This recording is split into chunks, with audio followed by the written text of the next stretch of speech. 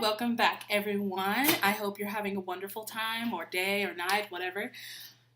Just hope you're loving wonderfulness, wonderment, and whatnot. Anyway, welcome to the very first installment of Ask Diamond. Yeah, I'm going to put a little jingle. Hopefully it happens. Hold on. All right, yes, welcome to the very first installment of Ask Diamond. So last month I had put out on an Instagram post, and it's somewhere else. I really don't know. My fault. I wasn't keeping track of that. But basically, an email address that you can send me any questions you have. So if it's about me, about my chinchillas, as long as it's not about math, I would have to consult someone else. But yeah. And quite honestly, I got some really great questions, some really funny ones, and we're going to go ahead and answer those today. So everyone pretty much sent multiple questions. So what I'm going to do to ensure I can continue doing these installments is I'm going to take one question from each of y'all's emails and answer it, and then the next installment, go about that. So please continue to send me emails at the email address below, and we're going to go ahead and get started. Okay, first question. It's from Molly. What's it like having chinchillas? What factors went into getting chinchillas, and are they similar to rabbits? So, initially, I wanted to get a guinea pig. But then I went into PetSmart, and I saw chinchillas. So I was kind of in the point where I'm like, I know I want a small animal. What small animal do I want? So started asking the PetSmart people about chinchillas, and then I waited a month or so, did some research just to ensure I could actually keep chinchillas, and then I went back and I got one. Then the next day I got two. So I'm gonna try to grab one real fast. One sec. All right, there's my little fat boy.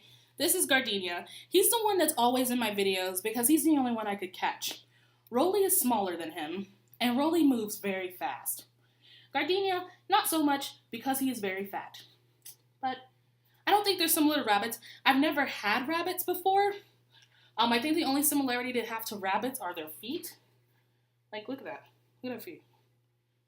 Look at that. It's very weird, isn't it? Other than that, not so much. They're animals of prey, so they're very skittish, and they don't like me. But, yeah, I love them, though. I do. I love you so much. I do. Alright, put you back in a cage now. Okay, second question. From Sad Spice. If a boy wants to be my lover, should he get with my friends? No. Contrary to popular belief and misspread of information in the 90s, if you want to get with a girl, don't get with her friends. Don't do that. Next question's from Nate. Just Nate. Why don't you censor the names and photos of your screenshot sessions? Well, Nate, I'll explain why. And Nate is not the first person to ask me that. In fact, someone messaged me on Tinder because he was watching my videos, and he had the same question. My answer is this.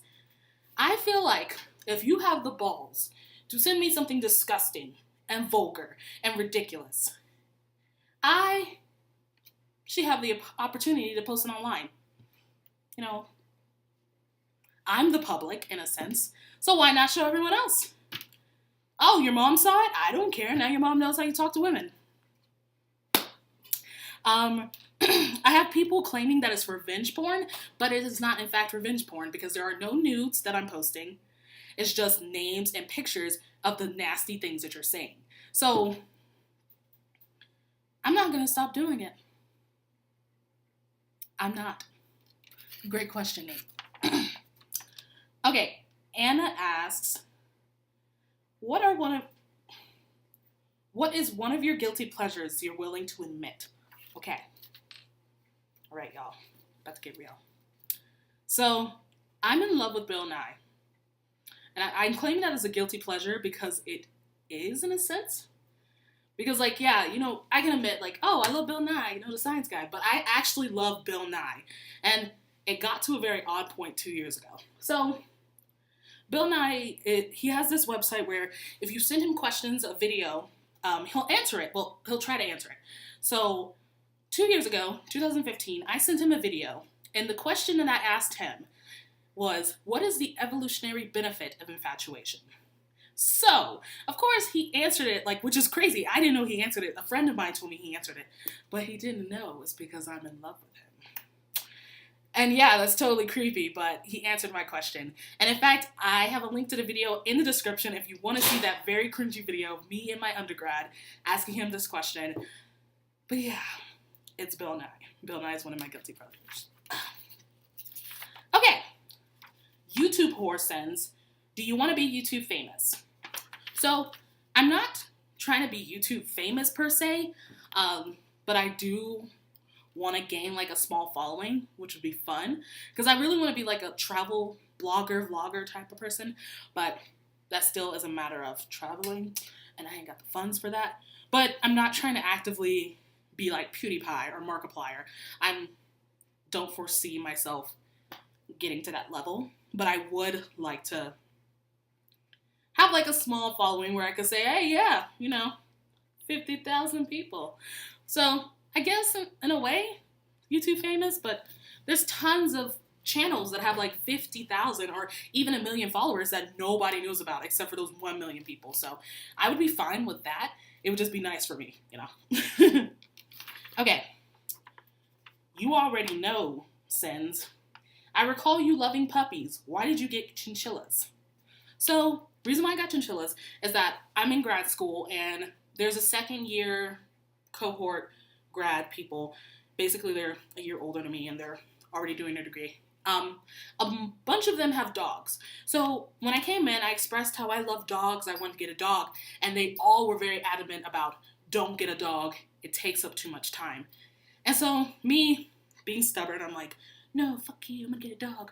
But after I started going to school, going to work, I realized I don't spend any time at home besides sleeping. And even on the weekends, I'm trying to like do leisurely stuff outside of my house. So having a puppy or dog was hard. So I went ahead with chinchillas because they're quite low maintenance, and especially you have multiple ones. So I got 2 because they can keep each other entertained during the day, but I don't have to walk them. I feed them, spend time with them, but it's not to a point where I have to entertain a dog or worry about it eating my house like chinchillas would. So yeah, short term, the chinchillas are great. But I do want a dog at some point, and possibly when I move, I'm going to get a dog. Like, passionate about dogs. I love dogs. Last question was submitted by one of my experts. So in order to be an expert for my channel, you would have to go to my Patreon, link is in below, and sign up for the $5 a month tier. And what that means is that whenever I get questions that I personally think I can't answer, I'll send them to you. So one of my very first experts was able to answer this question for me. I'm going to go ahead and read you the question and answer. We'll go from there. So the question is, why is Utah infested with Mormons? First of all, infested is such a terrible word. That's what they sent. It was sent from Molly Mormon, which is so weird. Like, and the thing is, like, I'm cool with y'all sending, like, anonymous or, like, clever pseudonyms, but, like, this makes me feel like you already know Molly Mormon. You already know. But anyway, so Molly Mormon asked, why is Utah infested with Mormons? My Mormon logical socioscience expert Steve Zingerson answers with the following. The Mormons tend to settle more in the Utah and Idaho regions because the high altitude and climate create an optimal environment for their belief system to thrive. The high altitude restricts their brain functions enough to stop them from questioning logical fallacies in their religious texts and history, while slow-moving storms, inversion, and cold winters create the perfect conditions for seasonal depression, priming the sustainable mind for guilt-driven manipulation. That's why I couldn't answer that. I was just thinking, I really don't know. I was going to say something about the bees. But that is what Steve Zingerson replied. So I hope that answers your question, Molly Mormon. I really hope that answers your question. Okay, so if you would like to be featured as a expert in any of my Ask Diamonds, go ahead and follow the link below to my Patreon and sign up. It'll be fun for you because I'll be constantly interacting with you through email. And I just think you'll get a kick out of these questions because these are just the first 7 questions that I had time to like sit down and think about. I have like 20 other ones that I'm like haven't even looked at. So if you want to go ahead and get started, link is in the bio.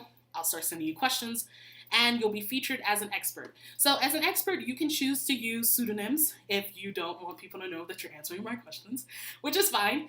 Or you can use your real name, and if you want me to include your Twitter handle, your YouTube channel, anything like that, I'll include that also. So that pretty much wraps up my first Ask Diamond segment. I hope you got a kick out of it or, you know, learned a little more about me. Other than that, I will see y'all when I see you. Oh, also, before I go, I'm going to be changing the schedule for my videos because the whole time frame from Thursday to Sunday is very quick. So instead it's going to be Wednesday and Sunday. So my little banner is going to be changing soon, but new videos on Wednesdays and Sundays. Yeah. So like, share, and subscribe. Hit me up in my Patreon. Even if you don't want to be an expert, I do have tiers that you can just support me so I can do better. But go ahead and do that. I hope you have a wonderful day. Bye.